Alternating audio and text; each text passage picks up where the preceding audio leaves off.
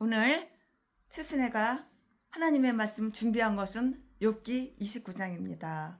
오늘도 욥기 29장 가지고 사명을 감당하겠습니다. 오늘 하나님의 말씀은 욥기 29장.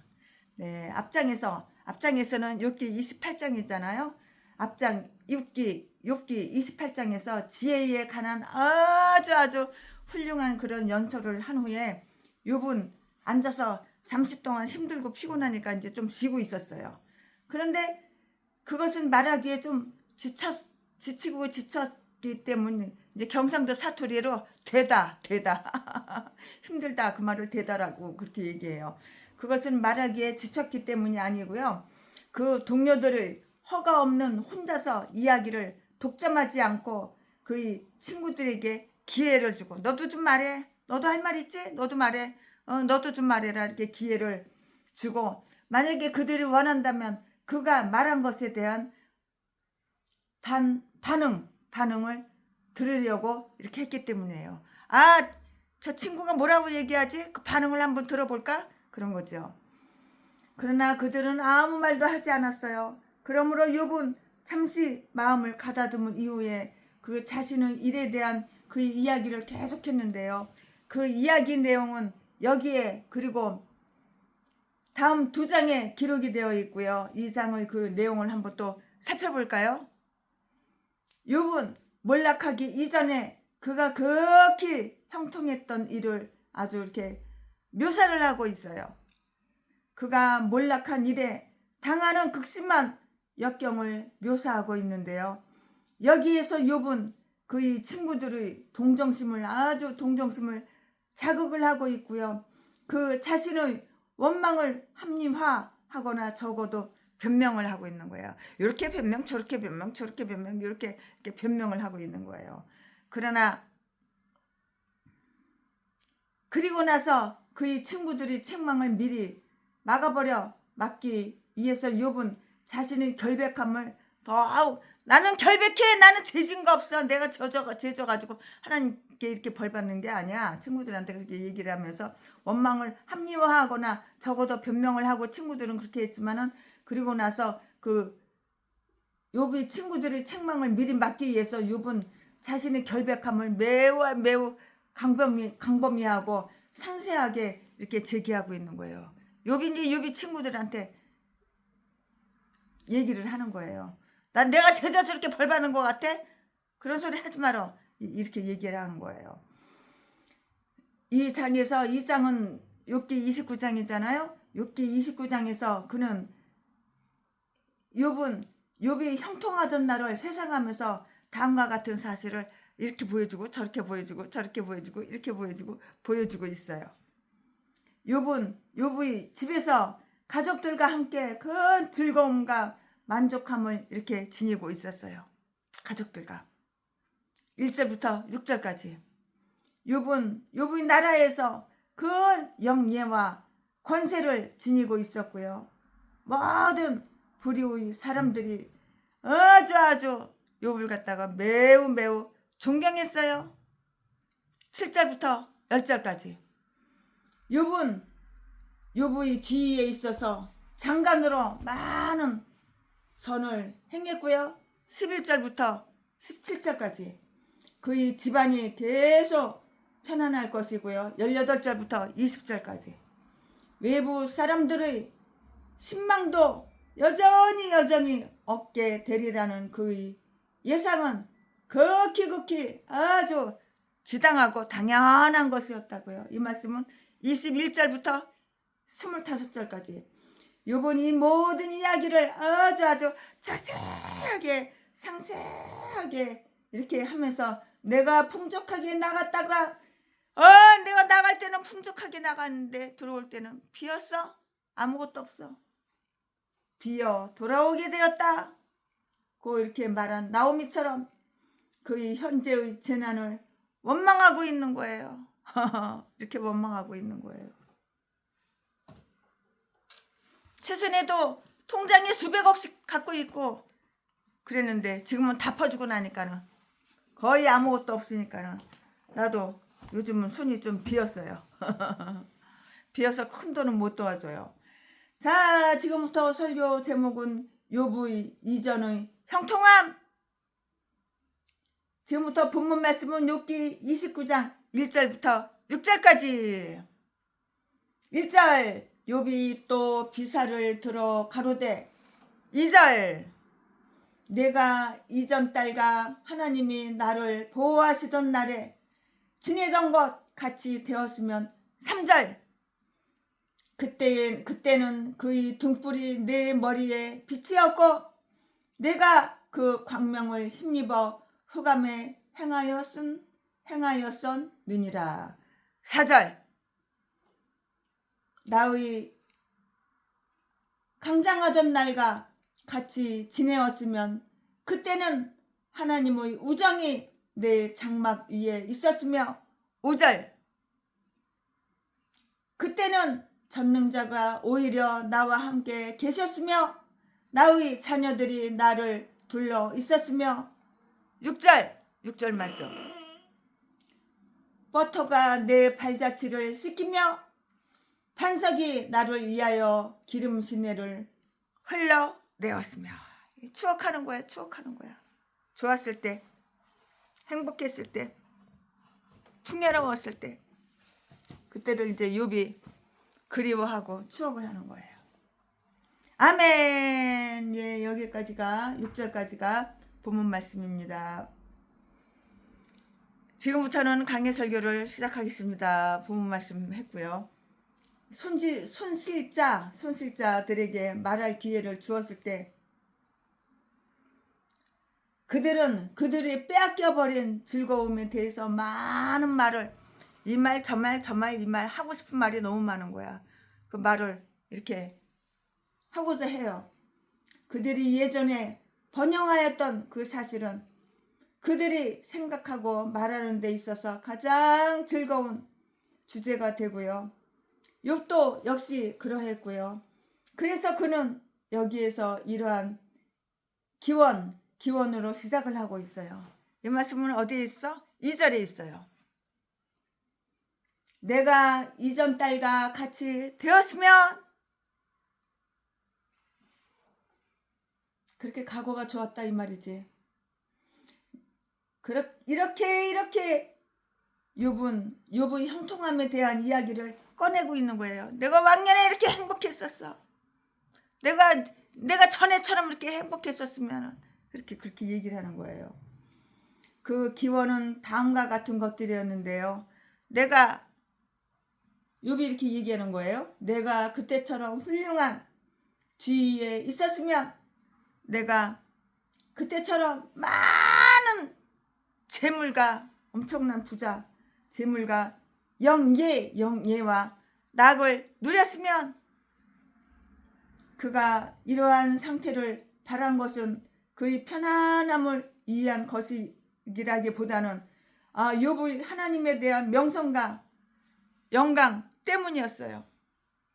그는 현재의 고통으로 인해서 이러한 것들이 이렇게 사라져 버렸다고 생각했던 것이에요. 사실이잖아요. 다 사라져 버렸잖아요. 내가 다시 형통함을 되찾을 수가 있다면 그들의 그 이론을 들어서 나를 책망하고 비난하는 내 친구들을 충분하게 입 다물고 침묵시킬 수 있게 되고 나는 영원히 그 비난을 면하게 이렇게 되련만.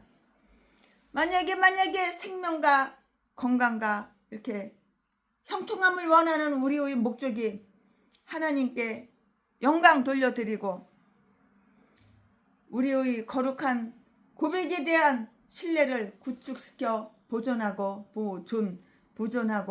발전시키기 위한 것이라면 그 소망은 당연한 것일 뿐만 아니라 영적인 것이라고요. 영적인 것. 육적인 것이 아니에요. 영적인 것이라고요. 내가 그때와 같은 영적 상태에 있었으면. 욥이 이렇게 생각을 하는 거예요. 욥이 지금 가장 원망하고 있는 것은 하나님께서 욥에게 숨어 버리셨기 때문에 욥의 마음이 무거워진 사실이에요. 하나님께 아무리 이렇게 저렇게 말씀드리고 부르짖어도 하나님께서 꽁꽁 숨었어. 하나님 어디 계시나요? 하나님 숨었어요. 내가 하나님 불러도 하나님 대답 안 하시잖아요. 하나님이 꽁꽁 숨었다 이 말이야. 그러므로 하나님께서 욥에게서 숨어 버려섰기 때문에 욥의 마음이 무거워진 사실이었고요. 그러므로 욥은 그때처럼 하나님을 섬기는 가운데 욥의 마음이 큰 위로를 받아서 넓어지고 욥이 행복했다고 생각했던 그때처럼 하나님과 더불어 교제하면서 큰 자유를 얻기 원했고요.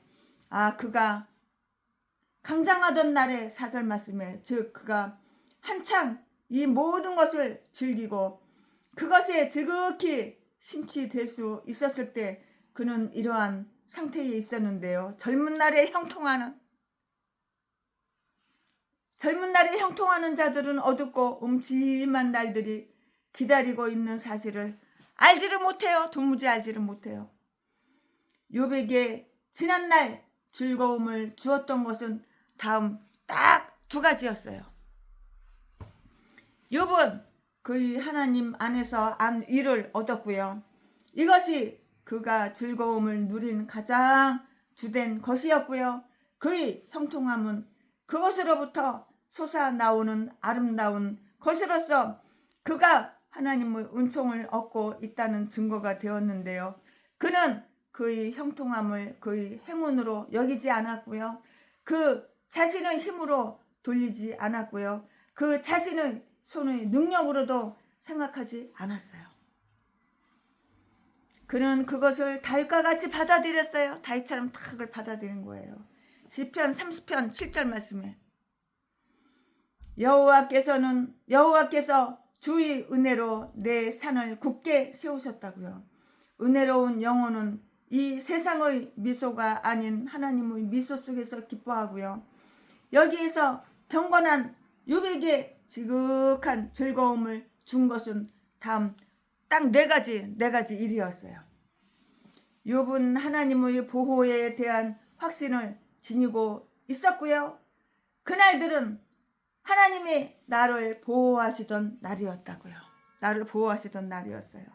2절 말씀에 그가 위협을 느끼더라도 그는 재물을 그의 강한 성읍으로 삼거나 그의 부요를 믿지 않았고 오직 여호와의 이름으로 그의 강한 성체로 삼았고요. 그 속에서만이 그를 안전함을 느낄 수가 있었고요. 그가 안전하고 안위를 얻을 때는 그것을 곧 하나님의 은혜로 여겼다고요. 마귀는 하나님이 그를 산울로 두르신 것을 보았고요. 1장 10절 말씀에 기록이 이렇게 되어 있어요. 욥도 그것을 직접 보고서 하나님께서 권고하심으로 그의 영을 지키셨다는 사실을 시인했어요. 다 시인한 거예요. 부인 안 하고 시인한 거예요. 이 말씀은 10장 12절에 있고요. 하나님께서 보호하시는 자만이 안전하며 편할 수가 있고요. 그러므로 이 세상의 것들을 아무리 많이 가지고 있는 자들이라도 하나님이 그것들을 보호해 주시지 않는 한 결코 그들 자신이 안전하다고 생각해서는 이건 안 되는 거예요. 될 수가 없는 것이에요. 욥은 하나님의 은총 속에서 만족하고 있었는데요. 3절 말씀에 하나님의 등불이 그의 머리에 빛이었고요. 즉 하나님께서 그 얼굴의 빛을 그에게 비치셨고요. 그의 사랑의 향기로운 맛과 확신을 주셨고요. 이 세상에서 성도들에게 전해지는 하나님의 은총을 가장 훌륭한 것도 미래에 예비되어 있는 것과 비교한다면 그냥 등불에 불과한 거예요. 등불에 불과하다고요. 그러나 욥은 하나님의 은총 속에서 이처럼 풍부한 만족을 느끼고 있었기 때문에 그 광명을 힘입어 흑암 중에 행하였다고요. 그것은 의혹 속에 있는 그를 인도했고요. 슬픔 속에 있는 그를 위로했고요. 모든 괴로움은 참게 해주었고요. 어떠한 역경도 이겨낼 수 있도록 다 도와주고 이렇게 도와준 거예요. 외부적 번영의 찬란한 햇빛을 지니고 있는 자라 할지라도 한동안은 흑암이 오리라는 것을 이거는 예상해야 되는 거예요. 딱 톱밥을 재야지. 예상해야 된다고요. 그들은 때로 방해를 맞거나 손해를 보거나 비판 속에 빠질 때가 있는데요. 그러나 하나님의 은총에 관심을 가지고 그것을 존중할 줄 아는 그러한 자들은 그 광명을 힘입어서 즐겁게 그리고 편안하게 이 눈물 골짜기의 모든 흑암을 이렇게 지나갈 수가 있는 것이에요. 눈물 골짜기의 흑암을 지나갈 수가 있는 것이에요. 욥은 하나님의 말씀과 더불어 교제했고요. 4절 말씀에 하나님의 우정이 내 장막에 있었다고요. 즉 하나님은 서로 흉금을 터놓는 친구처럼 그와 자유롭게 이렇게 대화를 나누셨어요. 우리 할머니, 우리 하나님 아주 그냥 대화를 나눌 때 보면 얼마나 아주 그냥 친절하게 말씀하시는지. 하나님과 대화를 참 많이 나눠요. 최순애는 주거니 받거니 아주 그냥 친절하게 이렇게 그냥 이렇게 말씀을 잘 하신다고요. 그들은 때로 방해를 맞거나 손해를 보거나 비판 속에 빠질 때가 있는데요. 그러나 하나님의 은총에 관심을 가지고 그것을 존중할 줄 아는 자들은 그 광명을 입어서 즐겁게 그리고 편안하게 눈물 골짜기의 모든 흑암을 통과하고 여러분 목회하다 보면 눈물의 골짜기 안 지나간 그런 목사님들 별로 없을 거예요. 그럴 때마다 하나님께서 다 이렇게 친절하게 눈물의 골짜기를 무사히 지나갈 수 있도록 이렇게 힘을 주시고 믿음을 주시고 능력을 주시고 또한 이 사람 저 사람을 통해서 도움을 주시고 그래가지고 눈물의 골짜기를 무사히 지나갈 수가 있었어요. 그러나 욥은 하나님의 은총 속에서 이처럼 풍부한 만족을 느끼고 있었기 때문에 그 광명을 힘입어서 흑암 중에 행하였는데요. 그것은 의혹 속에 있는 욥을 인도했고요. 슬픔 속에 있는 욥을 위로했고요. 모든 괴로움을 참게 해줬어요. 목회하다 보면 괴로움이 없을 때가 어디가 있어요. 참게 해줬다고요.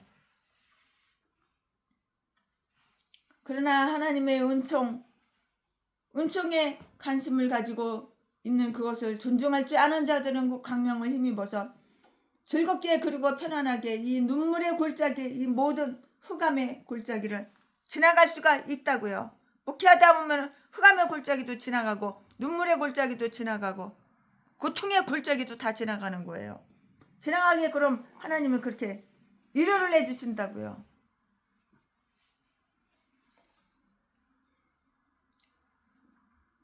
욥은 하나님의 말씀과 더불어서 교제했고요. 4절 말씀에 하나님의 우정이 내 장막에 있었는데요. 즉 하나님은 서로 흉금을 터놓는 친구처럼 아주 친절하게 이렇게 대화를 나누시고요. 욥은 하나님의 마음을 잘 알고 있었어요. 잘 알고 있었으므로 그때는 지금처럼 그렇게 그것에 어둡지가 않았고요. 여호와의 친밀함이 경외하는 자에게 있다고 이렇게 하는데요. 왜냐하면 다른 사람들은 눈 달렸어도 못 봐. 눈 있어도 봐야 되는데 눈 달렸으니까 눈으로 봐야 되는데 눈이 있어도 보지 못한다고 그러는 언약 속에서 저희에게 보이시기 때문이고요. 시편 25편 14절 말씀에 하나님은 그의 백성에게 그의 은총과 은혜를 전하시며 세상이 모르는 방법으로 그들이 헌신을 이렇게 받으신다고요. 이 기절을 그때는 하나님의 모임이 내 장막에 있었다로 이렇게 풀이하는 사람들도 있어요. 유대의 랍비 솔로몬은 이것을 하나님의 백성의 무리가 욥의 집에서 모여 종교적 행사를 가졌고요. 그가 그것을 주관한 사실을 가리키는 것으로 이렇게 보고 있는데요. 이 속에서 욥은 큰 즐거움을 느꼈고요. 그것이 해산되는 것이 그를 상심케 했고요. 또는 그것을 하나님의 천사들이 그가 거하는 주변에 그들이 장막을 세워 놓은 것으로 이렇게 풀이할 수도 있는 것이에요. 욥은 하나님의 인재를 신뢰하고 있었어요. 5절 말씀에 전능자가 오히려 나와 함께 계셨다고요. 이제 그는 하나님이 그를 떠나셨다고 이렇게 생각하고 있으나 그때는 하나님이 그와 함께 계셨고 그것이 그에게 무엇보다도 아주 소중했어요. 하나님께서 함께 하시는 그 지분, 그것이 비록 초막에 불과할지라도 성각이 되며 또한 궁전이 되는 거예요. 성각이 되고 궁전이 되는 것이라고요. 욥은 그의 가족 안에서 안위를 얻었고요. 모든 것이 그 속에서 순조로웠고요. 그는 그의 음식을 먹을 사람들이 있었고요. 그의 사람들을 위한 음식도 있었고요. 그 중에 어느 하나라도 결핍된다는 것은 아주 커다란 큰 고통이었어요. 고통. 욥의 재산을 즐길 수 있는 무수한 후손들이 있었는데요. 나의 자손들이 나를 이렇게 둘러 있었다고요. 그에게는 그의 주위를 둘러쌀 만큼 많은 자손들이 있었고요. 그들은 그를 지켜보았고요. 또 그에게 순종했고요. 그들은 욥을 이렇게 둘러싸고 있어서 욥이 무엇을 하려는지 그리고 그들이 그를 어떻게 도울 수 있는지를 알고 있었는데요. 온유한 부모들에게 있어서 자손이 그들을 둘러싸고 있는 것을 보는 것은 위로가 된다고요. 욥은 지금은 빼앗겨 버리고 없는 이 위안을 매우 절실하게 이렇게 이야기를 하고 있는 거예요. 옛날에 얼마나 그리웠겠어. 옛날 행복했을 때, 옛날 자식들 10명 다 살아있을 때, 옛날 와이프가 따뜻한 밥이라도 남편이라고 욥한테 해줬겠지. 말도 좋은 말만 했겠지.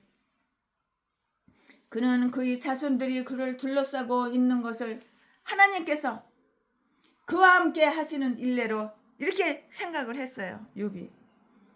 그러나 만약에 우리 자손들을 잃어버렸을 때, 우리 자손들이 죽었을 때, 욥의 아들 7명, 딸 3명이 다 죽어버렸잖아요.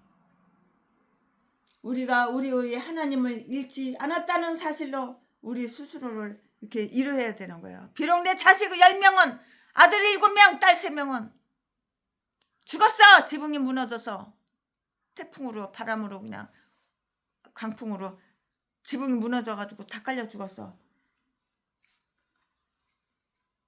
하지만 하나님을 잃지를 않았어. 내 이름은 누구야? 욥이야. 욥. 하나님을 잃지를 않았다는 사실로 우리 스스로를 이렇게 위로를 해야 되는 거예요. 우리 스스로를 위로하지 못한다면 우리는 잘못을 범하는 거예요. 내가 나를 위로해야 되는 거야. 그래도 괜찮아. 이 정도면 괜찮아. 이렇게 위로를 해야 되는 거예요.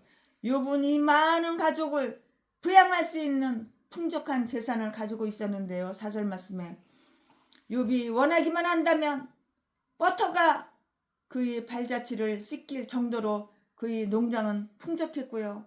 그리고 그의 감람나무 밭은 예상외로 매우 수확이 풍성했으므로 마치 반석이 그를 위하여 기름 시내를 흘려내는 것 똑같았어요. 흘려내는 것과 똑같았다고요. 욥은 저장해 두는 금과 은으로서 그의 재물을 계산한 것이 아니고요. 유용하게 쓸 수 있는 버터와 기름으로서 계산을 했고요. 우리 스스로에게 유익을 주지 못하며 또 그것으로 다른 사람에게 유익을 행하지 못한다면 우리의 재산이 무슨 소용이 있어요? 아무 소용이 없는 거예요. 소용이 없어요. 자, 지금부터는 설교 제목이 바뀌어요. 본문 말씀이 바뀌어요. 지금부터 설교 제목은 욥의 이전의 형통함. 욥이 오래전에 형통했다 그 말이에요. 지금부터 본문 말씀은 욥기 29장 7절부터 17절까지.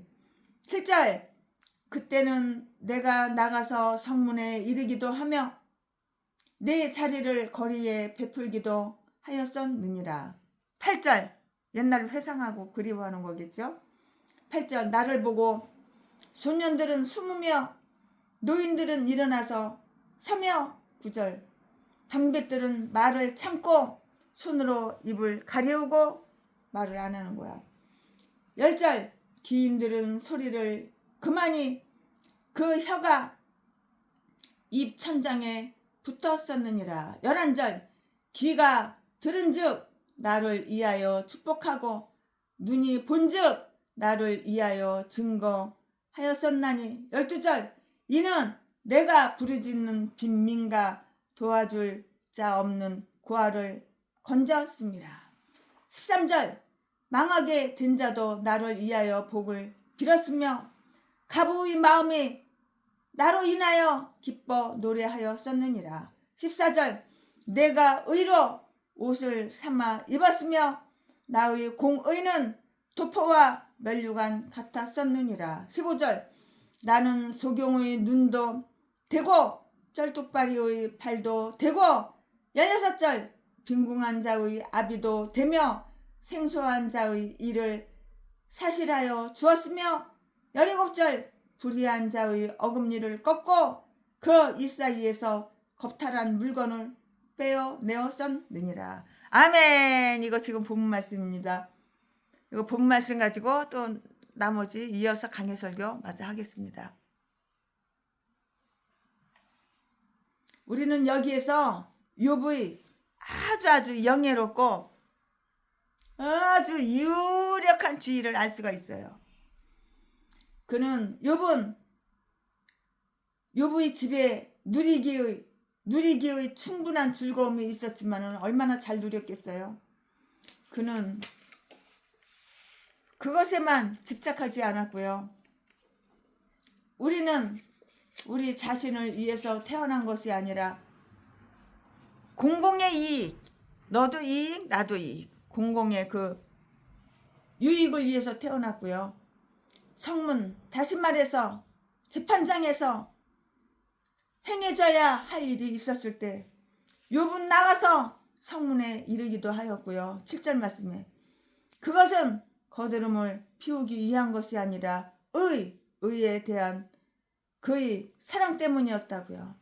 그럼 다음을 한번 주목해 볼까요? 재판은 성문거리, 광장에서 베풀어졌기에 모든 사람들이 자유롭게 왔다 갔다 자유롭게 이렇게 접근할 수가 있었어요. 그리하여 원하는 사람들은 귀로 듣고 눈으로 본 것에 대해서 증인이 될 수가 있었고요. 범죄에 대한 심판은 다른 사람들로 하여금 듣고 두려워하도록 이렇게 만들었어요. 욥은 동방 사람들 가운데 방백이었고요. 사사였으며 장관이었고요. 권위를 지닌 자였었는데요. 여기에서 우리는 다음과 같은 사실을 우리는 알 수가 있어요. 그러면 그 다음과 같은 사실이 무엇이냐? 최순애가 또 다음과 같은 사실을 지금부터 설명해 드리겠습니다. 모든 불의의 사람들은 욥에게 매우 깊은 경의를 품고 있었고요. 그것은 욥의 기이한 신분에 대한 것뿐만이 아니고요. 욥의 인격적인 미덕과 탁월한 분별력. 욥이 멍청한 사람이 아니에요. 엄청나게 지혜롭고 총명한 사람이에요. 분별력이 뛰어난 사람이에요. 욥이 이렇게 힘든 일에 처해 있어도, 자식이 10명이나 죽었어도 자식은 내가 비록 잃어버렸지만은 하나님은 잃어버리지 않다고 이렇게 믿음이 좋은 사람이에요. 얼마나 총명하고 지혜로운 사람이에요.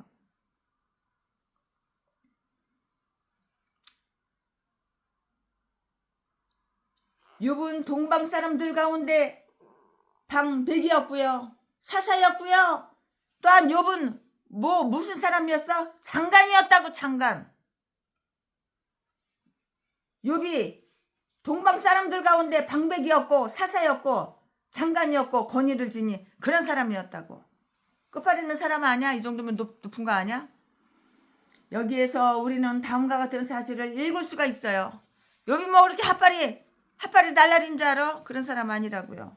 근데 욥이 친구들이 개소리 지 생각대로 개소리 멍멍멍멍 지저대는 거지. 모든 불의의 사람들은 욥에게 매우 깊은 경의를 품고 있었고요. 그것은 욥의 기이한 신분에 대한 것뿐만이 아니라 욥의 인격적인 미덕과 탁월한 분별력이 있었다고. 미덕이 있었어. 욥은 인격이 잘 갖추어진 사람이야. 욥은 동방 사람들 가운데 방백이었고 사사였고 장관이었고 권위진인 사람이라고 그랬잖아요. 지금 욥의 인격적인 미덕과 탁월한 분별력, 성실함, 그리고 훌륭한 처사에 대한 것이었다고요. 이런 사람 그렇게 뭐 흔해요? 그렇게 많이 갖고 이렇게 아주 그냥 탁월한데, 분별력이 탁월하고 인격이 잘 갖춰졌는데, 백성들은 욥을 존경했고요. 또한 어려워했고요. 8절 말씀에 욥의 표정과 태도의 엄숙과 위험, 그리고 악하고 고생하지 못한 모든 것을 아주 날카롭게 비판하는 그의 정평이 있는 엄격함은 그의 주위에 있는 모든 사람들로 하여금 올바른 예의 범절. 사람의 기본적으로 예의 범절이 있어야 되는 거야. 예의 범절을 지키게 했고요. 태연한 그 태도를 지닐 수 없거나 또는 그들 스스로가 어떤 일에 잘못됐다는 것을 의식하고 있는 소년들은 숨으며 찔리니까 숨으며 피한 거예요. 욥을 보면은 숨고 피한 거예요. 찔리니까. 그리고 노인들은 그 자리에 그대로 있었을지라도 말을 하지 않고 입을 주둥이를 막은 거야. 말 실수할까봐. 덕과 경건은 모든 사람들이 존경을 요구하고요. 흔히 그것을 얻게 되고요. 그러나 선할 뿐만이 아니라 선을 행하는, 영어로 do good이라고 그러죠. 선을 행하는 자들은 두 배의 존경을 받을 만한 가치가 있는 것이에요. 착하게 살고 선하게 사는 사람은 두 배로 더블로 이렇게 존경을 받을 만한 가치가 있는 것이라고. 연로하여 나이가 많아서 아랫사람들을 지배하는 있는 자들에게 위험이 필요한 것과 똑같이 마찬가지로 이렇게 젊고 윗사람에게 복종해야 하는 자들에게는 뭐가 필요해? 겸손이 필요해요. 겸손이 필요하다고요. 존경과 두려움은 장관들에게 합당한 것으로서 그들에게 바쳐져야 하는데요. 로마서 13장 17절 말씀에 그러나 훌륭하고 선한 자들이 이처럼 존경함을 받거늘 하물며 위대하고 선하신 하나님에 대한 두려움이랴. 그 방백들과 기인들도 그에게 깊은 경의를 표시를 했는데요. 9절 10절 말씀에 이들은 그의 아래에 있는 관리들이었으므로 그들이 그들의 높은 자로 여겨서 존경을 표하는 것은 그의 신분에 합당한 일이라고 이렇게 생각하는 사람들도 있는데요. 그러나 오히려 그들은 그와 동등한 지위에 있었고 그와 함께 임무를 맡고 있었던 것으로 보이며 그들이 그에게 특별한 존경을 지니고 있었던 것은 그의 뛰어난 능력과 업적으로 인한 것으로 이렇게 생각할 수밖에 없는 거예요. 최순애는 강해설교 준비하면서. 그들은 욥이 그들 중에 어떤 사람보다도 이해력이 빠르고 건전한 판단력을 지니고 있으며 이해하는 게 빨라. 그러니까 머리가 영리하고 총명한 것이지. 적용력이 정확하고 표현이 명료하고 풍부하다는 것을 모두 다 인정하고 있어. 동네방네 사람들 다 인정하고 있어. 다 사람들이 다 인정하고 있어. 욥이 이런 사람이라는 거 다 인정하고 있어. 그러므로 그는 그의 동료들 가운데 율법과 의와 조언을 알려주는 자가 되었고요.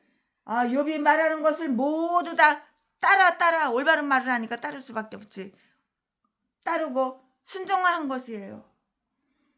욥이 재판정에 들어갔을 때 특히 욥이 일어서서 어떤 일을 말할 때 방백들은 말을 참고 말하고 싶은데 말을 안 하는 거야. 말을 참는 거야.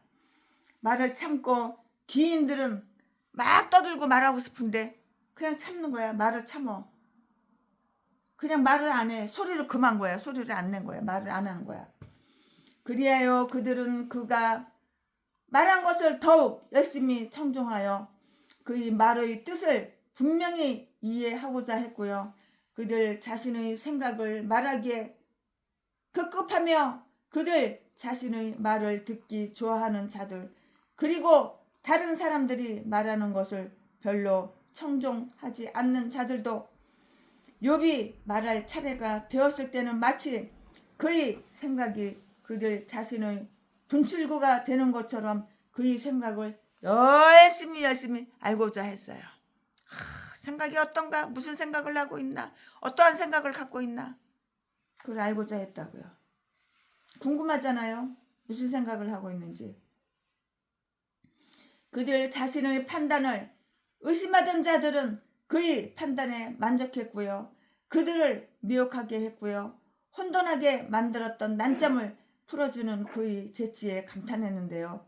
방백들과 귀인들의 의견이 서로 분분할 때 그들은 이 논쟁을 욥에게 의뢰하여 그의 판단대로 이렇게 딱 욥의 판단대로 이렇게 결정하는데 모두 의견을 일치한 거예요. 우리는 욥의 판단대로 결정하자. 그리고 순종하자. 따르자. 이렇게 의견을 갖다가 합의 보고 의견 일치를 한 거예요. 그러니까는 욥이 얼마나 동네방네 사람들한테 신뢰를 받는 사람이었냐고. 그의 판단대로 결정하는데 모두 의견을 일치했고요. 이와 같이 뛰어난 은사로 축복받은 자들은 참 행복해요. 그들은 하나님을 아주 영예롭게 하고요. 착한 일, 선을 행하기에 좋은 기회를 많이 가지지만 그들이 교만을 경계해야 할 필요가 또한 아주 커다란 것이에요. 이처럼 뛰어난 사람들로 축복받은 백성들은 행복하고요. 그것은 그들 모두에게 유익한 증거이기 때문이에요. 너네들한테도 유익해. 나한테도 유익해. 그게 다 증거가 있는 거야. 증거가. 바보 멍청이 같으면 따르겠어? 개소리나 멍멍멍멍 지저대면 그 말에 순종하겠어? 인정하겠어? 욥이 만약에 개소리나 멍멍멍멍 지저대면 헛소리나 하고 개소리나 지저대면 동네방네 사람들이 욥을 따르겠냐고. 저 영감탱이 미쳐가지고 날때네 그러지. 그러나 모두에게 유익을 주고 이익을 주니까는 따르는 거야. 행복하니까. 우리는 욥의 말을 들으면은 욥의 말에 순종하고 욥의 말을 따르면은 우리는 행복해. 축복받은 백성이야. 이렇게 얘기하는 거예요. 그는 그의 직책에서 매우 많은 선한 행실을 행했다고요. 선한 행실을 행하니까는 백성들이 마을 사람들이 다 이렇게 따르는 거지. 그는 그가 지니고 있었던 능력으로 그의 나라에 커다란 공헌을 했고요. 그리고 욥이 형통하던 날에 스스로를 평가한 기준이 무엇인가를 우리는 여기에서 다 알게 돼요. 그러나 욥의 친구들은 개소리나 헛소리나 뻥 지저대는 거야. 멍멍멍멍 지저대는 거야. 그러나 마을 사람들은 욥하고 같이 한 동네 사는 사람들은 틀려. 욥의 친구들하고 틀려. 그리고 욥이 형통하던 날에 스스로를 평가한 기준이 무엇인가를 우리는 여기에서 알게 될 것인데요. 어느 정도 자기 자신을 중히 여기는 것은 당연한 일이고요. 그러나 우리는 무엇으로 우리 자신을 평가하고 있는가를 살펴봄으로써 우리 자신의 성품의 어떤 것을 판단할 수가 있고요. 욥은 그 자신을 그의 가문의 영예로 평가하지 않았고요. 그가 소유한 건 재산, 막대한 수입, 풍성한 식탁, 그가 부리던 많은 하인들, 그의 권세 소유물과 종자, 그가 베푼 훌륭한 연회, 그리고 그가 받은 아첨 등에 의해서 그 자신을 평가하지 않았고요. 그는 단지 그의 유용함으로 자신을 평가했던 것이고요. 하나님의 영광은 아주 선한 것이고요. 그것은 우리의 것이 될 수가 있어요. 만일 우리가 하나님처럼 자비로울 수 있다면 우리는 또한 그와 같이 이렇게 온전할 수가 있는 거예요. 하나님은 자비로우니까는 내가 목사면 나도 자비로워야 되는 거야. 그래야지 내가 온전한 목사가 되는 거야. 헛소리나 삘삘하고 남이 재산이나 두 눈구녕에 꽂혀 있어가지고 그거 빼먹으려고 사기나 치고 전라도 개목사처럼 도둑질이나 하고 강도질이나 하고 쾌락이나 누리고, 그리고 내일은 없대. 오늘 3천만 원 후원이 들어오니까 그 자리에서 그냥 다 그냥 탕진하고 없애버리더라고. 그리고 내일은 또 후원 개소리 떨고. 욥은 그 자신을 그의 가문의 영예로 평가하지 않았으며 욥이 소유한 커다란 엄청난 그 재산, 막대한 수입, 풍성한 식탁, 욥이 부리던 많은 하인들, 욥의 권세, 소유물과 종자, 욥이 베푼 훌륭한 연회, 그리고 욥이 받은 아첨 등에 의해서 그 자신을 평가하지 않았다고. 욥은 단지 그의 유용함으로 자신을 평가했고요.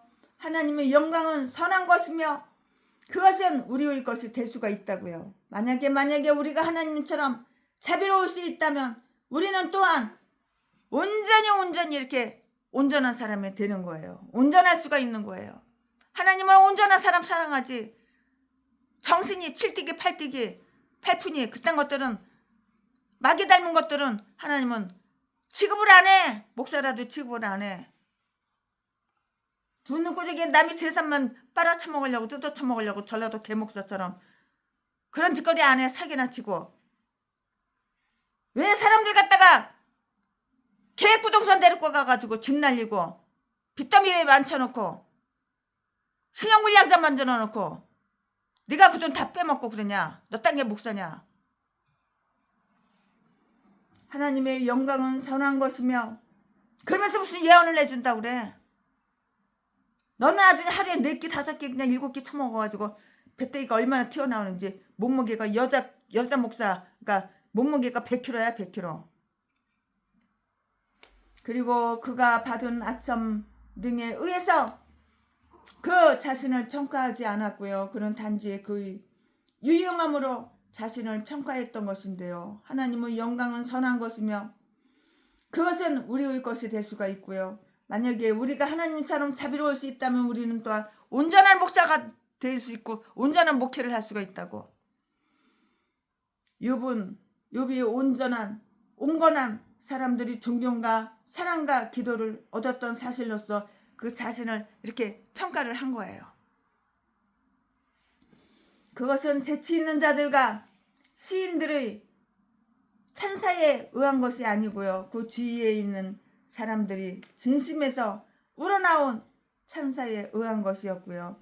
그가 말한 것을 듣고 그가 행한 것을 본 모든 사람들은, 그리고 모든 권세와 그의 나라에 대한 아버지의 부드러운 사랑으로서 공공의 이익을 위해서 그가 어떻게 헌신했는가를 알고 있는 모든 사람들은 아주 욥을 축복했다고. 욥을 위해서 증거하였는데요. 11절 말씀에 그들은 그에 대해서 숱한 찬사의 말을 했고요. 그를 위해서 아주 선한 기도를 해주었고요. 그는 모든 사람들로 하여금 그를 두려워하도록 만들거나 그들로 하여금 미워하게 하라. 그러면 또한 그들은 두려워할 것이다. 이렇게 독단적으로 그렇게 행하지 않았다고요. 욥은 이런 사람이야. 욥처럼 이런 사람이 되어야지 목사로서 자격이 있는 거야. 욥은 악한 짓 안 했어. 뻥 안 쳤어. 동네방네 사람들이 다 인정해 욥을. 11절 말씀에 그들은 그에 대해서 숱한 찬사의 말을 했고요. 또한 욥을 위해서 선한 기도를 해주었고요. 그는 모든 사람들로 하여금 욥을 두려워하도록 만들거나 그런 짓 안 했다고. 그러면 또한 그들은 두려워할 것인데요. 독단적으로 행하지 않았어요. 따라서 욥은 사람들이 그에 대해 말하는 것을 무시하고서 그 자신의 마음대로 그냥 함부로 하지 않았다고. 동네 사람들한테 욥은 함부로 하지 않았다고. 마음대로 하지 않았다고. 그러므로 그는 모르드게처럼 그 허다한 형제에게 이렇게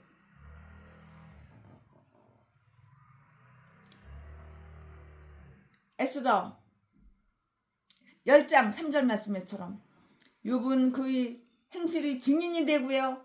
그와 항상 같이 있으면서 그를 보고 듣고 그리하여 그들 자신의 지식으로 그에 대해서 말할 수 있는 자들이, 증거를 멀리 있는 자들이 칭찬보다는 더욱 중요하게 여겼어요. 이거를 아주 중요하게 생각한 거예요. 특히 그로 인해 직접 도움을 입고 그들 자신의 경험을 말할 수 있는 자들이 증거를 더욱 아주 중요하게 생각했어요. 이런 것들은 중요하게 생각해야죠. 망하게 된 자들과 13절 말씀에 멸망 전에 욥의 도움으로 구출된 자들도 그를 축복했던 것인데요. 훌륭한 자들과 재물이 있는 자들로 하여금 이처럼 선을 행하게 하라. 그러면 그들과 그와 똑같은 칭찬을 얻을 것이라고요.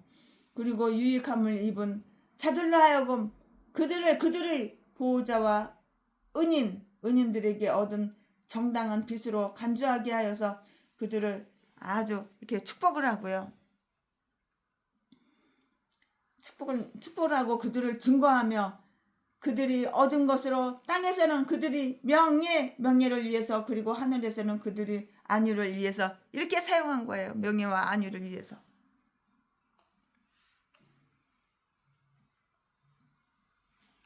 또한 그들을 칭송하고 그들을 위해서 기도하게 하라. 이 적은 보답을 못마땅하게 여기는 자들은 정말 어떤 인간들이야? 배운 망덕한 인간들이야. 이런 인간들은 이게 참 못마땅해 이런 인간들은 배운 망덕한 자들이라고. 욥은 그들 스스로 거의 아무것도 할 수 없는 자들을 돌본 것으로서 그 자신을 평가했고요. 그들은 아주 가난하고 궁핍한, 아주 그냥 가난하고 그냥 찢어지게 가난한 그런 궁핍한 가부들과 고아들, 가부, 고아, 아빠가 없어, 남편이 없어. 그럼 누가 보러 와? 그리고 눈먼 장님들, 그리고 쩔뚝발이들 다리가 소아마비 걸려가지고 쩔뚝 얼마나 불쌍한 사람들이야. 그 욥의 은혜를 얻을만 하다거나 그것을 갚을 능력이 있다고는 생각하지 않는 자들이었는데요. 퍼줘 내 거 퍼줘. 근데 갚을 능력이 없어. 그런 사람을 도와주는 거야 욥은. 만일 빈궁한 자들이 손해를 입거나 압제에 당했다면 그들은 욥에게 이렇게 호소를 할 수도 있는 거예요. 욥이여, 나 이렇고 저렇고 이래요. 호소를 할 수도 있는 거야.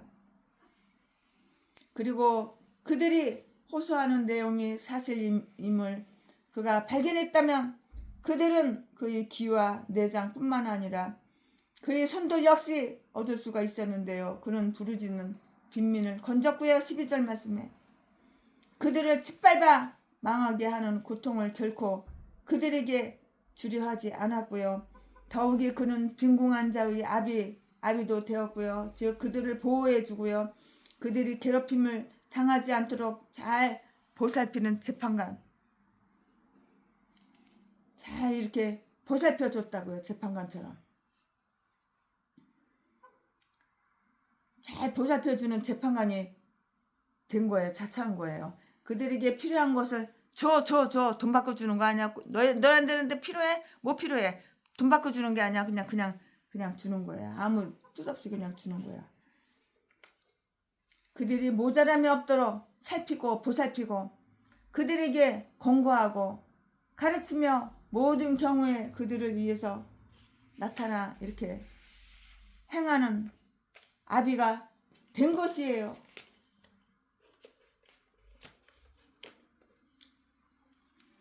방백의 아들이 빈궁한 자들이 아비가 되는 것은 정말 수치스러운 일이 아닌데요. 도움을 줄 자들을 아무도 가지고 있지 않는 그 아들은 욥이 그들을 도울 준비가 되어 있어서 그들이 공경에 처하면 그들을 구해 주리라는 것을 다 알고 있어요. 모르는 것이 아니에요. 다 알고 있어요. 이 세상에 그들이 받아야 할 것을 받게 해주었고요. 그리고 그는 그들을 구출하여 이 세상에 들어가도록 도와줬고요. 그 속에서 일할 수 있도록 이렇게 도와주었고요. 그것으로 들어가도록 이렇게 도왔고요. 그 속에 있을 수 있도록 이렇게 욥은 가난한 사람들, 어려운 사람들, 장애인들, 눈이 먼 사람들, 쩌뚝바리들 이렇게 도우고 저렇게 도우고 저렇게 도우고 이렇게 도우고 다 도와줬다고. 도와주고 나서 내가 너 도와줬으니까 나도 도와줘라. 그런 거 없어. 그냥 도와주는 거야. 아무 조건 없어요. 그러니까 하나님의 의인이라고 그러는 거야. 의인이라고. 이런 사람이 의인이야. 저래도 개목사가 의인이 아니고. 그리고 그는 그들을 구출하여 이 세상에 들어가도록 도왔고요. 그 속에서 일할 수 있도록 도왔고요. 그것으로 들어가도록 도왔고요. 그 속에 있을 수 있도록 이렇게 도와주었다고요. 그러니까 그 아들이 그 가난한 사람들이 장애인들이 욥한테 엄청나게 도움을 많이 받은 거예요. 그리고 그 아들은 도움을 받아야 된다고 이렇게 말을 한 거예요. 망하게 된 자들을 그는 건져내었고요. 굶주리고 궁핍함으로 인해서 망하게 된 자들을 구해주었고요. 그리고 병들거나 버림받았거나 부당하게 고소당한 자들 또는 부당하게 파산할 위기에 처했거나 그 밖의 이유로 망하게 된 자들을 잘 보살펴주고 도와주고 그런 거야. 누가? 욥이. 그들이 위험이 너무 극심하여 욥으로 하여금 더욱 용감하게 그들을 위해서 나타나 주도록 재촉하였던 것만큼 그들은 욥의 기묘한 친절에 더욱 얼마나 감동되고 얼마나 감사해. 감동되어서 더 감사하지 않을 수가 없고 그들이 축복을 욥에게 더욱 풍성히 내리지 않을 수가 없는 것이에요. 여호와 하나님이여 욥에게 풍성한 축복을 내려주시옵소서.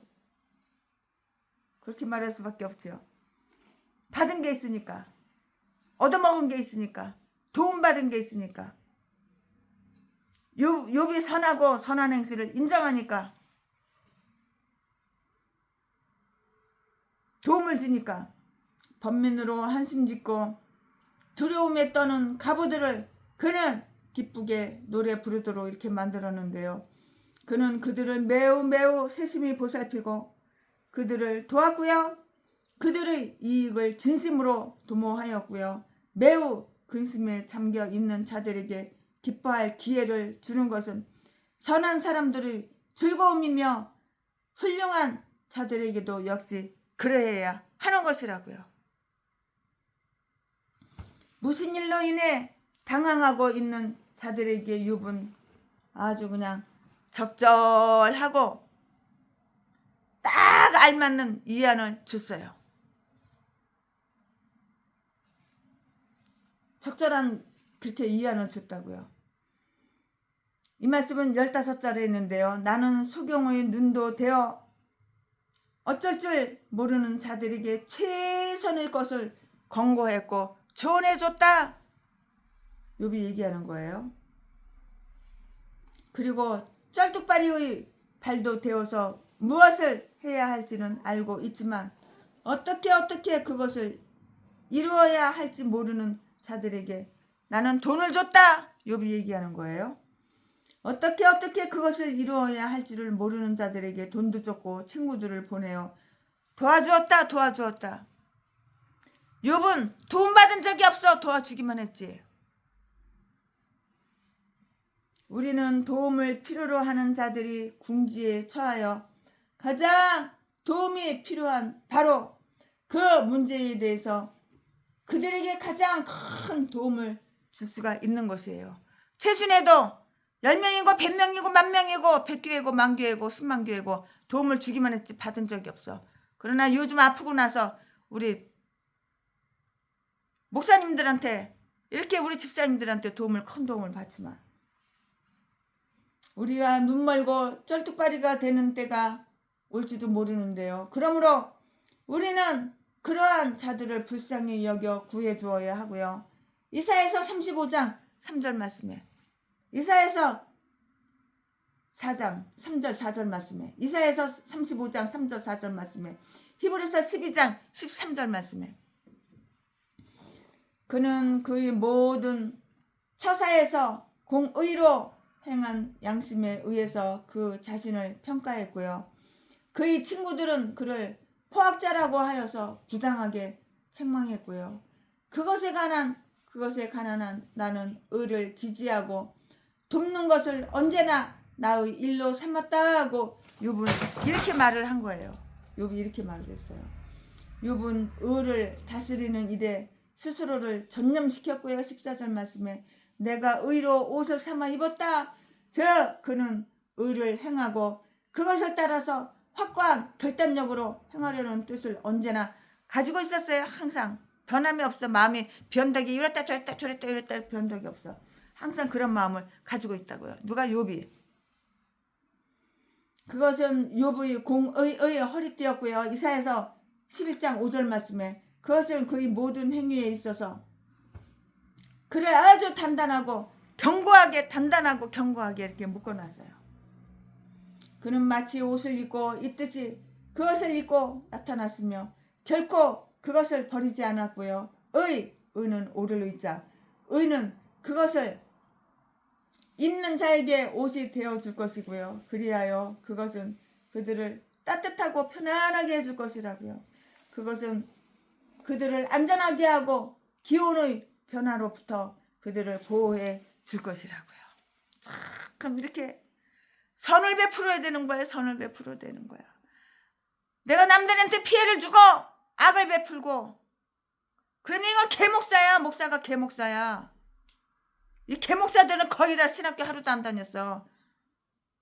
박성 땡한테 저 천호동에 있는 박성 땡한테 돈 250만 원 350만 원 주고 대가리 들밀고 버지니아 3,500만 원 주고 박사학위도 받고 준 인간도 전라도고 받은 인간도 전라도예요. 전라도는 다 이런 미친 개들밖에 없어. 이런 똥개들밖에 없어. 이딴 것들이 다 목사래. 개도소도 다 목사냐? 개도소도 다 총회장이냐?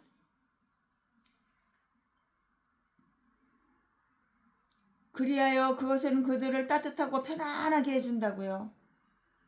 그것은 그들을 안전하게 해주고요. 기온의 변화로부터 보호해준다고요.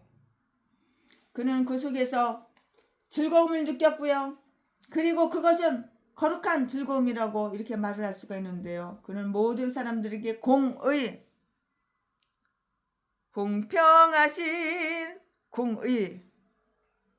공의를 행함으로써 아무도 해치지 않고 누구를 해치면 이거 개목사야.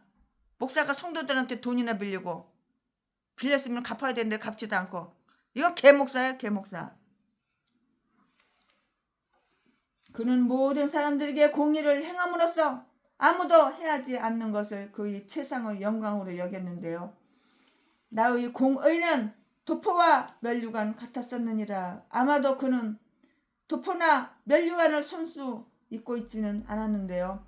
그는 그러한 영예의 깃발에는 매우 관심이 없어요. 무관심했다고요. 아무런 관심이 없어요. 그것을 받을 만한 자격을 거의 갖추고 있지 않는 자들이 그것을 참 아주 최고로 좋아하는 거예요. 가장 좋아한다고요. 그러나 그가 다스림을 받고 또 그것에 의해서 다스린 공의의 확고한 원리가 대신 그에게 그 모든 장식품이 이렇게 되어주었다고요. 만약에 장관이 그의 직무를 충실히 행했더라면 그것이 그에게는 정금이나 자줏빛, 의복을 능가하는 영예가 될 것이고요. 따라서 그것은 또한 그의 기쁨이 되고 즐거움이 돼요. 얼마나 마음이 즐거워요. 기뻐요. 그리고 실상 그가 그의 의무를 떳떳하게 행하지 않고서도 어느 정도 출세하는 결과를 이렇게 얻게 되었더라면 그의 도포와 면류관, 그의 의복과 모자, 그의 칼과 창은 수치스러운 것에 불과하고요. 그것들은 유대인들이 우리 구세주를 조롱하기 위해서 고안해낸 그런 자색옷과 가시 면류관과도 똑같아요. 똑같아. 다를 바가 뭐 있겠어요? 똑같을 것이 분명하죠. 왜냐하면 죽은 사람에게 있어서 의복이 죽은 사람을 결코 따뜻하게 해줄 수 없는 것과 똑같아요. 사람이 죽었는데 그 사람은 겨울에 죽었는데 춥다고 눈이 와서 얼음을 얼어가지고 간속에 들어갔다고 그 사람한테 이불 덮어주고 따뜻한 옷을 아무리 입혀봐 그 사람이 따뜻하라 이미 뒤졌는데 헛수고 소용이 없는 거야.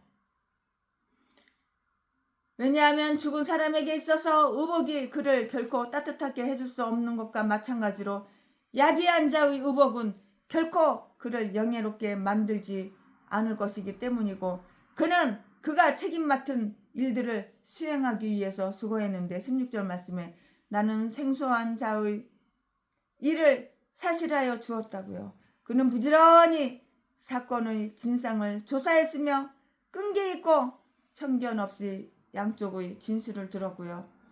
그리하여 모든 일을 규명하여 거짓된 것들을 밝혀 놓았고요.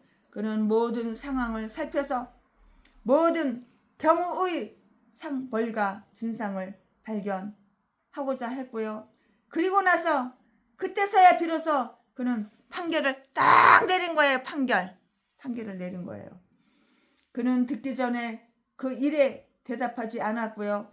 또한 비록 원고의 말이 올바른 것 같을지라도 잠언 18장 17절 말씀에 그를 의롭다고 이렇게 판결하지도 않았어요. 그는 교만하고 악한 자들의 폭력을 저지한 것으로서 그 자신을 평가했고요. 17절 말씀에 나는 불의한 자의 어금니를 꺾었다고요. 불의한 자의 어금니를 꺾었다고요. 그는 그들이 목을 부러뜨렸다고 모가지를 잘라뜨렸다고 모가지를 부러뜨렸다고 말하지 않고 있는데요. 그는 그들이 생명을 빼앗은 것이 아니라 그들이 어금니를 부러뜨렸어. 어금니를 뽑아버렸어. 어금니를 꺾었고 해로운 일을 행하는 그들 힘을 제거했고 그는 그들이 교만을 꺾고 그들에게 굴욕을 주었으며 그들이 무례함을 억제했다고. 예의가 없어. 함부로 말하고 함부로 행동하고 다른 사람 우습게 여기고. 세순애가 신학대학원 같이 졸업한 동료가 있어요. 그런데 너무너무 힘들고 어렵다고 지하실 교회에서 지금 10년을 넘게 거기서 목회를 하는데 그 지하실에 월세도 못 냈다고 그래가지고 하도 딱해가지고 세순애가 전화를 했어요. 그랬더니 누구냐? 그래서 신학교 같이 다니던 동기 최순애 목사라고 그랬더니 얼마나 냉정하고 쌀쌀한지 왜 그러니 왜 전화했니? 나 지금 바쁘니까 전화를 끊지. 그래가지고 어렵고 힘들어서 돈 좀 도와주려고 그랬다고 그랬더니 난 자존심 있어서 그런 돈 안 받는데 그러면서 탁 전화를 끊더라고. 그러고 나서 2달이 흘렀어. 근데 이 인간이 최순애에 대해서 다 알아본 거야. 그랬더니 어마무시하게 개척자금 2억씩 다 여기저기 가난한 교회 퍼주거든. 그때서 전화해가지고 잘못했다고 미안하다고 나 2억 개척자금 줄 수 있느냐 그랬어. 너는 인간이 아직 덜 됐어. 너는 예수 믿고 사람 준다면은 그때는 생각해 보겠어. 그리고 전화 팍 끊고 전화하지 마. 난 네 인간이 그런 인간인지 몰랐어. 그리고 상종을 안 해요 지금까지.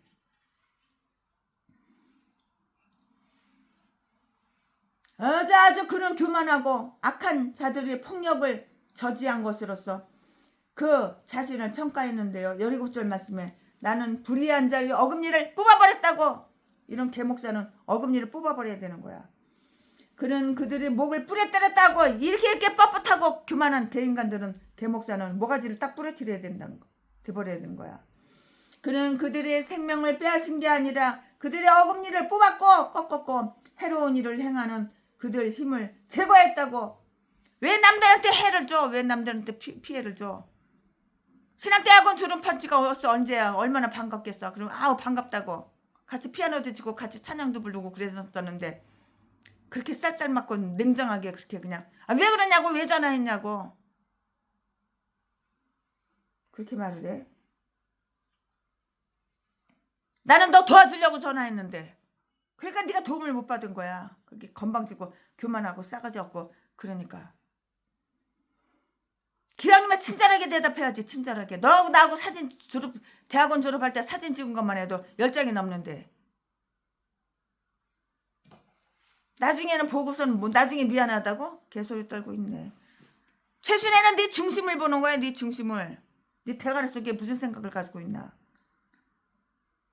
그는 그들이 생명을 빼앗은 것이 아니라 그들의 어금니를 뽑았고 어금니를 꺾었고 해로운 일을 행하는 그들의 힘을 제거했다고. 얼마나 이 사람 저 사람한테 피해를 주고 이 사람 저 사람한테 해로운 일을 해. 네가 여기저기 돈 빌린 것만 해도 10군데가 넘어. 근데 한 번이라도 갚은 적도 없잖아.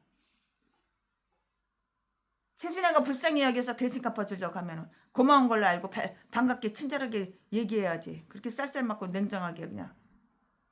나 바쁘다고, 나 급하다고. 이제 전화하지 말라고. 그따위로 해? 최순애가 네 하인이냐? 최순애가 네 노예냐? 네 눈구녕이 그렇게밖에 안 보였냐?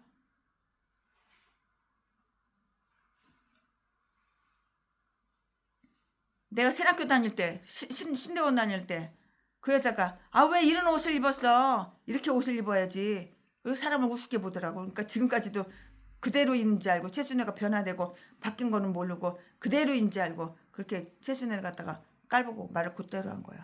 그러니까 너는 개척자고 이용 못 받은 거야. 그러고 나서 나중에 이제 소문을 다 이제 듣고 나서는 그때는 미안하다고 잘못했다고. 나도 개척자고 이력 받을 수 있느냐고. 개소리 떨고 있네.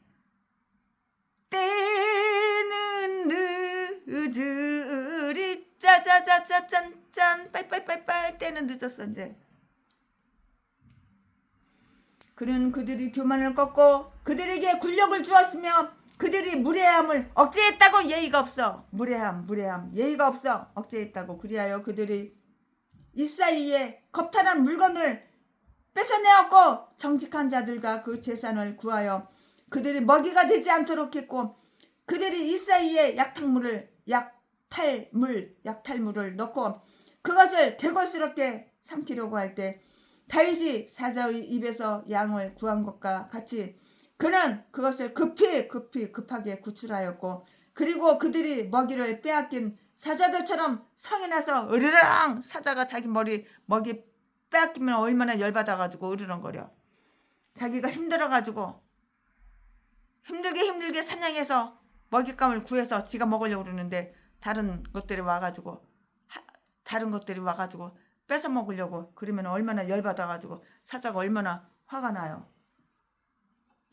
그러니까 사자가 성이 나서 열받아서 으르렁거린다고.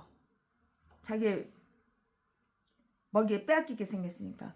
그는 두려워하지 않았고요. 훌륭한 장관들은 이처럼 악을 행하는 자들을 두렵게 하고 제재해야 하며 무죄한 자를 보호해야 하고요. 그러고 이렇게 하기 위해서 그들은 그들 자신을 열성과 결의로서 그리고 굴하지 않는 용기로서 무장할 필요가 있는 것이에요. 재판석에 앉은 재판장은 야전 사령관과 같은 충분한 대담성과 용기를 지닐 필요가 있는 거예요. 대담하고 용기가 있어야 되는 거야. 내가 목사면은 대담하고 용기가 있어야 되는 거야. 마귀가 꼬셔도 대담하고 용기 있게 뿌리쳐야지. 자, 지금부터는 설교 제목이 바뀌어요. 본문 말씀이 바뀌어요. 지금부터 설교 제목은 욥의 이전의 형통함. 지금부터 본문 말씀은 욥기 29장 18절부터 25절까지. 18절. 내가 스스로 말하기를 나는 내 보금자리에서 선종하리라. 죽는다 그 말이죠. 나의 날은 모래와 같이 많을 것이라. 19절. 내 뿌리는 물로 뻗어나가고 내 가지는 밤이 맞도록 이슬에 젖으며. 20절. 내 영광은 내게 새로워지고 내 활은 내 손에서 날로 강하여 지느니라 하였노라. 21절. 무리는 내 말을 들으며 나의 가르치기를 잠잠히 기다리다가. 22절. 내가 말한 후에 그들이 말을 내지 못하였었나니 말이 그들에게 이슬같이 됨이니라. 23절. 그들이 나 바라기를 비같이 하였으며 입을 벌리기를 늦은 비 기다리듯 하였으므로. 24절. 그들이 의지 없을 때에 내가 함소하여 동정하면 그들이 나의 얼굴빛을 무색하게 아니하였었느니라. 25절. 내가 그들이 길을 택하고 으뜸으로 앉았었나니 왕이 군중의 거함도 같았고 애곡하는 자를 위로하는 사람도 같았었느니라. 아멘. 예, 이거 오늘 본문 말씀입니다. 이제 얼마 안 남았는데 이거 맞아? 하겠습니다.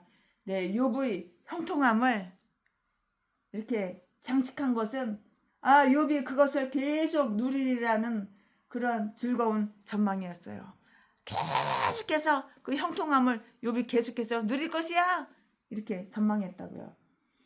비록 그가 환난에 처했으므로 안심할 수 없다는 것을 대체로 알고 있었으나 3장 26절 말씀에 안온도 없고 안식도 없구나. 편안하고 따뜻한 것도 없고 안식도 없구나. 그는 두려워할 특별한 이유가 없었고 오히려 다른 사람들 못지않게 평정을 오래 누릴 만한 그런 이유를 많이 가지고 있었다고요. 여기에서 그는 그의 형통함 가운데서 어떠한 생각을 가지고 있었는가 한번 볼까요? 18절 말씀에 보자고요. 내가 스스로 말하기를 나는 내 보금자리에서 선종하리라 하였었느니라.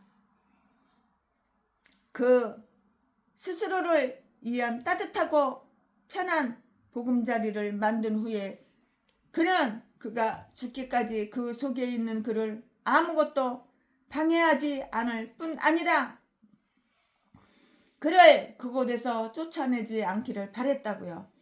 그는 그의 보금자리를 불사르게 될 숫을 그 자신이 제단으로부터 결코 훔친 일이 없었다는 것을 잘 알고 있었어요.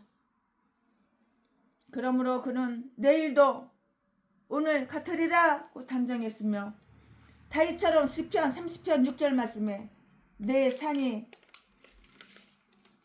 굳게 섰으니 요동치 아니하리라고 생각했고요. 그럼 다음을 한번 주목해 보자고요. 그의 형통함 속에서도 그는 죽어가는 것에 대해서 이렇게 생각을 했어요. 그러한 생각은 그를 불안하게 하지 않았고요. 비록 그의 보금자리가 아주 높게 있기는 했지만은 보금자리가 있긴 했어요. 높이 있긴 했지만 그것이 죽음의 화살이 미치지 못하게 해주지는 못한다는 것을 욥이 잘 알고 있어요. 모르는 게 아니에요. 그러나 욥은 다음과 같은 헛된 소망으로 그 스스로 기뻐했는데요. 그는 오래 살 것이며 욥아, 네가 오래 살지 일찍 뒤질지 어떻게 알고 헛된 소망을 가지냐? 욥이 이렇게 생각하는 거예요. 욥은 지금은 이렇게 힘들고 이렇게 고통스럽고 처참하지만 욥은 오래 살 것이며 그의 날은 모래같이 많을 것이라고 이렇게 욥은 생각한 거예요. 너 지금 고통스럽잖아. 근데 그런 생각을 하냐? 언제 죽을지도 모르는데 사람의 마음이 요랬다 저랬다 이렇게 바뀌는 거예요. 또 언제는 또 죽었으면 좋겠다. 너무 힘들어서 너무 고통스럽고 너무 처참했고 비참해서 죽었으면 좋겠다. 그러고 이제는 오래 살았으면 오래 살 것이라고 또 생각하고 인간의 마음은 간사스러워. 요랬다 저랬다 요랬다 욕도 인간이잖아. 그는 해변의 모래를 뜻하고 있는데요. 그러나 우리는 오히려 짧은 시간에 모두 없어질 모래시계 속에 있는 모래로서 우리의 날들을 계산해야 하고요. 선한 사람들도 죽음을 멀리 있는 것으로 생각하는 경향이 있고요. 그들에게 진정 좋은 날이 되어줄 그러한 위험한 날을 매우 멀게 여기는 경향이 있는 것을 한번 살펴보자고요. 욥이 살았던 것과 똑같은 번영하는 상태에서 죽을 것이다 라고 이렇게 생각을 한 것이에요. 근데 그 말이 틀리지는 않죠? 틀리지는 않잖아요. 하나님께서 곱으로다가 더 부자되게 해주시고 곱으로다가 더 형통하게 해주셨잖아요. 나중에는. 그는 그가 살았던 것과 똑같은 번영하는 상태에서 죽을 것이다 라고 생각을 했는데요. 만약에 이러한 기대가 하나님의 섭리와 약속을 확고히 믿는 마음에서 우러나온 것이라면 그것은 참 좋은 것이에요. 그러나 만약에 그것이 우리 자신의 그 지혜로 인한 착상과 세상적인 이게 재물을 경고하면서 나온 것이라면 그것은 잘못된 것에 근거한 것이로서 죄로 전락해 버린다고요. 욥이 지금 말하는 것도 틀리는 말은 아니에요. 나중에 다 그렇게 되잖아요. 욥이 말한 대로 되잖아요. 우리는 욥의 확실히 다윗의 것과 같은 것이고 내가 누구를 두려워하리요? 시편 27편 1절 말씀에 어리석은 부자의 것과 같지 않은 영원히 평안히 쉬고요. 누가복음 12장 19절 말씀 이렇게 이기를 바래요. 최선에는 개인적으로 이렇게 강의설교 준비하면서 그러기를 바래요. 이러한 생각이 어디에 근거한 것인가를 한번 볼까요? 이런 욥의 이런 생각이 어디에서 이렇게 근거한 것인가 한번 생각해 보자고요. 욥이 집을 살펴본다면 욥이 좋은 터전을 가졌음을 발견하게 될 것이고요. 가축들은 모두 다 욥의 것이었잖아요. 가축들이 다 가축 주인이 누구예요? 욥의 것이었잖아요. 가축들은 모두 욥의 소유였고 그의 이웃의 어느 누구도 욥을 힐문하지 않았고 미워하지 않았고 비난하지 않았고 욥의 재산은 불안정한 상태에 놓여있지도 않았고 더욱이 욥은 그 뿌리에 어떤 벌레가 있음을 느낄 수도 없었고 욥의 일들은 잘 진척되었고 태노하는 일은 후퇴하는 일은 없었어요. 욥이 하는 일은 착착착착착착착 아주 잘 되었어요. 욥이 하는 일이 다 망하고 뭐 퇴화하는 일이 없었다고. 욥은 명성을 잃지 않고 더욱 많이 얻었고요. 욥은 그의 영예를 빼앗으려 하거나 욥의 능력을 제한하려고 위협하는 경쟁자를 가지고도 있지 않았어요. 그런 거 없어요. 욥이 이것을 어떻게 묘사하고 있는가를 한번 볼까요? 19절, 20절에 다 기록이 되어 있는데요.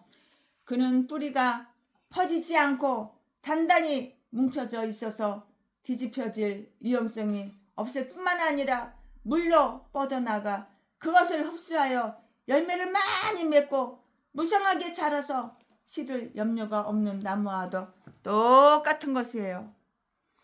그리고 그 자신 이 땅의 비옥함으로 축복받은 것처럼 하늘의 온유한 강화로서도 축복받았다고 이렇게 생각을 했는데요. 왜냐하면 그의 가지는 밤이 늦도록 이슬에 젖어 있기 때문이에요. 밤이 늦도록 이슬에 젖어 있어 가지가. 하나님의 섭리는 그에게 은총을 베풀어 그의 모든 기쁨을 편안케 하였고요. 그의 모든 사업을 성공적으로 이끌었는데요. 이로부터 온 축복 없이 이 땅에서 그들이 끌어온 곳으로서 그들이 형통함을 지탱할 수가 있다고 이렇게 생각하는 자는 없어요. 없었으면 좋겠어요. 하나님의 은총은 욥에게 계속해서 이렇게 베풀어지고 있었고요. 그것에 의한 욥의 영광은 여전히 그 안에 새롭게 남아있는 거예요. 머물러 있는 거예요. 그 주위에 있는 사람들은 항상 그를 칭찬하는 데 있어서 언제나 새로운 칭찬거리를 가지고 있었고요. 칭찬받을 일이 얼마나 많아 욥이. 낡은 이야기들은 다시 반복할 필요가 없어요. 지나간 과거 반복할 필요가 없는 거야. 옛날 거는 생각하지도 말고 지나간 과거는 생각하지도 말고 기억을 떠올릴 필요도 없는 거야. 과거는 과거니까. 그리고 사람들의 영광이 이처럼 신선하게 보존되고 시들거나 진부해지지 아주 오래돼가지고 낡은 거 진부해지지 않을 수 있는 방법은 오직 꾸준한 선한 행실, 선행에 의한 것밖에는 없고요. 또한 그의 활은 그 손에서 날로 강하여졌고요. 그 자신을 보호하고 그를 공격하는 자들을 분하게 억울하게 만드는 그의 능력은 여전히 커졌고요. 그러므로 그는 스바 사람과 갈대아 사람들의 그 공격, 스바 사람과 그 갈대아 사람들의 그 공격도 어느 사람들과 같이 무서워하고 두려워하고 그렇게 덜덜덜 떨 필요가 없는 것이에요. 그의 외부를 살펴보더라도 그는 좋은 평판과 확고한 신뢰를 얻었고요. 그가 그의 적의 원수, 적의 능력을 두려워할 이유가 없는 것과 마찬가지로 그는 또한 그의 친구들의 성실함을 이렇게 불신할 이유가 없었고요. 그가 형통할 마지막 순간까지도 그들은 여전히 욥을 갖다가 존경하는 거예요. 욥을 존경하고 인정하고 또 욥을 또한 신뢰했어요. 욥이 하는 말은 무조건 다 신뢰하는 거야. 사실상 모든 이웃들에게 법도를 알려줄 뿐만 아니라 조언도 들려주는 그가 두려워할 일이 어디 있겠는가? 어디 있어? 실제에 있어서 그가 없이는 아무것도 행해줄 수 없느니만큼 그를 대적하는 것은 그 어느 것도 결코 있을 수가 없는 것이에요. 그는 그의 백성들이 신탁자였어요. 신탁자. 그는 신탁자로서 상담을 받았고요. 그의 지시는 신탁처럼 준행되었고요. 21절 말씀에 다른 사람들이 의견을 받아들일 수가 없을 때 사람들은 그의 말을 다 듣는 거예요. 아, 내가 네 의견 받아들여? 못 받아들여 나는. 하지만 신탁처럼 욥의 말은 받아들인 거예요. 21절. 욥은 신뢰할 수가 있잖아요. 믿음이 가잖아요. 다른 사람들이 의견을 받아들일 수가 없을 때 사람들은 욥의 말을 들으며 욥이 가르치기를 잠잠하게 기다렸어요. 욥이 가르쳐주는 말은 잠잠하게 기다리면서 다 믿고 다 의지하고 다 듣는 거예요.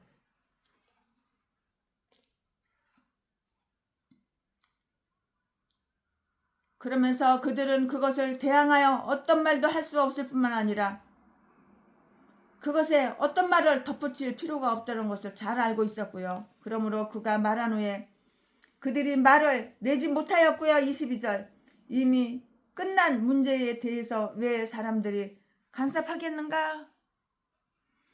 그는 백성들이 사랑을 한 몸에 지닌 자였고요.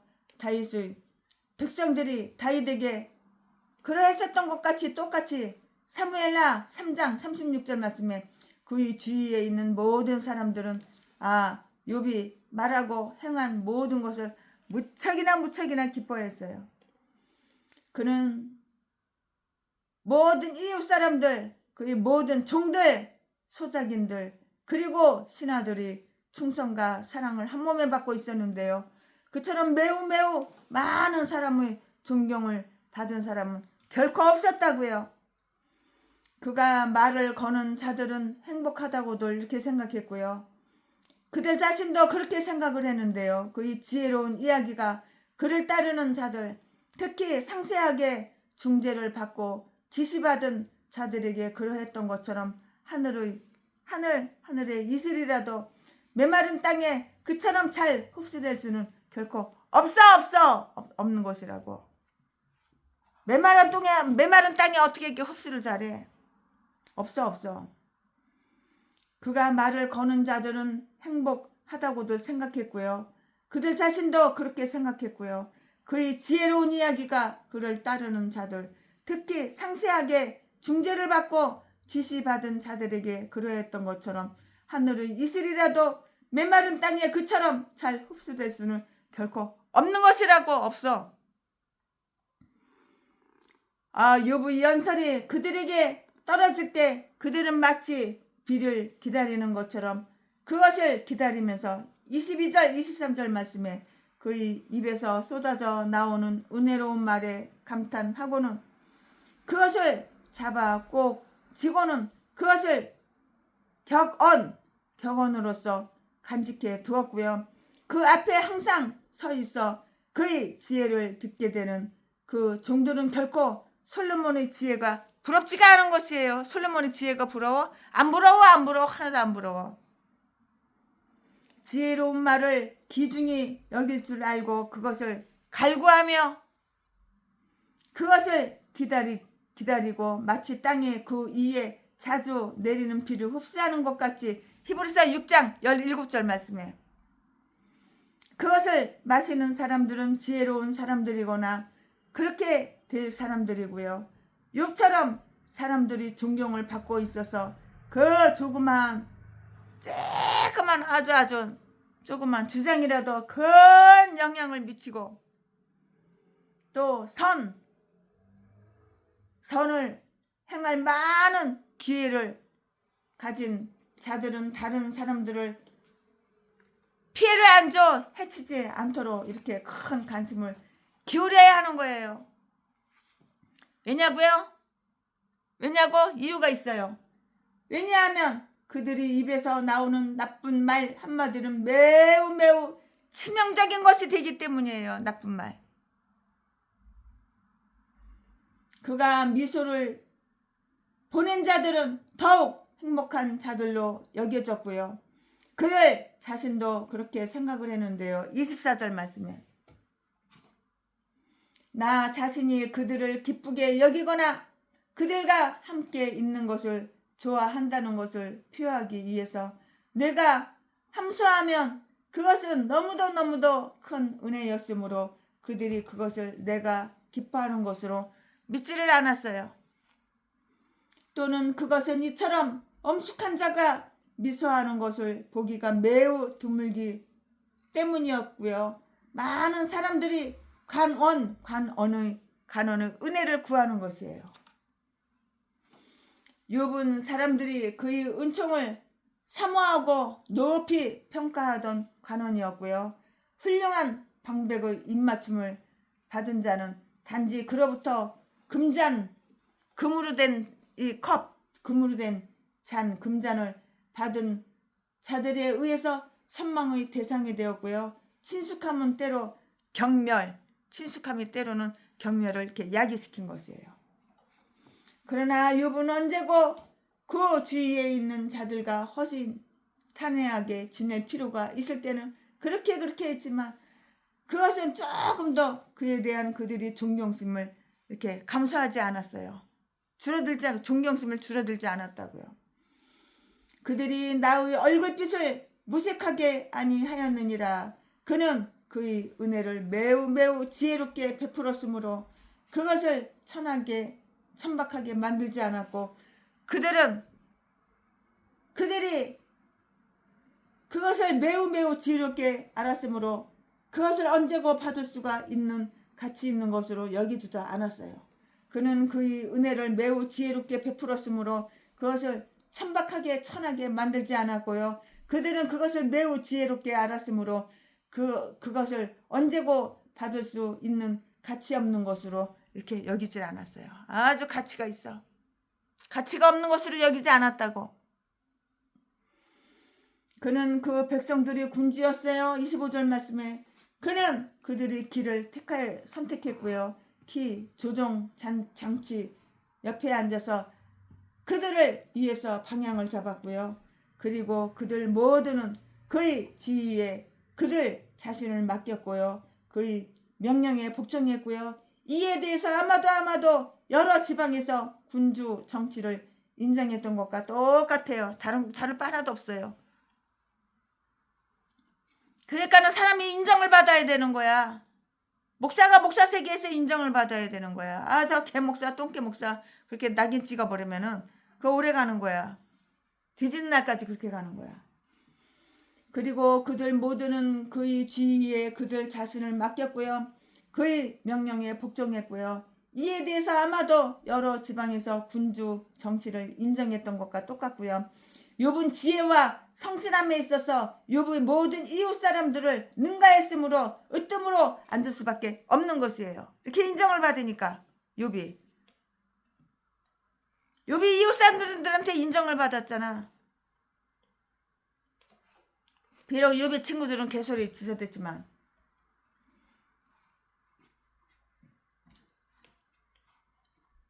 우둔한 자들은 물론 마음이 지혜로운 자의 종이 되지 않을 수가 없는데요. 만약에 지혜가 잠시 동안만 그 피 속에 흐르고 있었다면 종기와 권세도 분명 그것에 따랐을 것이고요. 그것은 점차로 세습 되어졌고요. 주권을 지닌 욥은 다음에 두 가지 역할을 감당했어요. 두 가지 역할을 감당했다고요. 그는 지휘관 또는 두목의 권위를 가지고 있었고요. 욥은 왕이 군중의 과함과 똑같이 권위 있는 명령을 이렇게 내렸고요. 지혜로운 기질을 가진 사람들은 다스리는 기질을 가지고 있지가 않아요. 그러나 욥은 이 두 가지를 모두 다 가지고 있어요. 그러나 욥은 이 두 가지를 다 가지고 있잖아요. 필요에 따라서 군중에 있는 왕처럼 위엄을 지니고 가라 와라 너 와 너 가 가라 오라 그리고 이것을 해라 명령할 수가 있다고요. 이거 해 이거 하지마 이거 해 이거 하지마 너 가 너 와 이렇게 명령할 수가 있다고요. 마태복음 8장 9절 말씀에. 그러나 그는 위로하는 사람의 온유함을 지니고 있었고요. 그는 마치 애곡하는 자를 위로하는 것이 그의 직책인 것과도 같이 고통 가운데 처한 자들을 구할 준비가 되어 있었고요. 엘리바스 자신도 욥이 이 면에서 매우 훌륭하였음을 인정하였는데요. 4장 3절 말씀에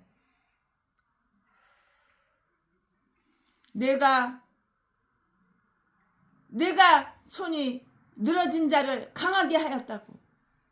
그리고 이 사실을 욥은 어제 그 자신이 애곡하는 자가 되었을 때 즐겁게 회고하고 있다고. 그러나 우리가 이전에 다른 사람들을 위로했던 것으로서 우리 스스로를 위로하는 것보다는 우리가 전에 위로받았던 것으로서 다른 사람들을 위로하는 것이 더 쉽다는 사실을 우리는 다 발견하게 된다고 발견해요.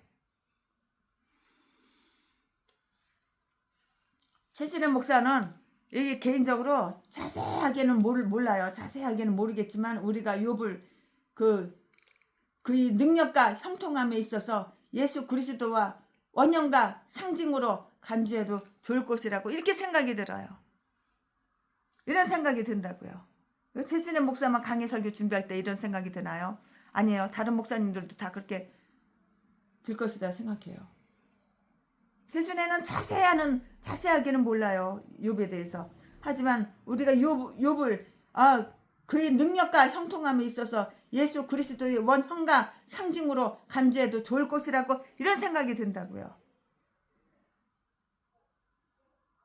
우리 주 예수는 욥과 같은 가난한 자의 왕으로서 의를 사랑하고 불의를 미워하셨고요.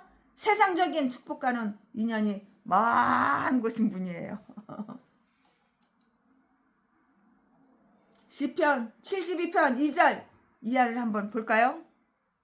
그러므로 우리는 그에게 귀를 기울이고 그를 우리 마음에 으뜸으로 이렇게 으뜸으로 앉을 수 있도록 이렇게 하자고요.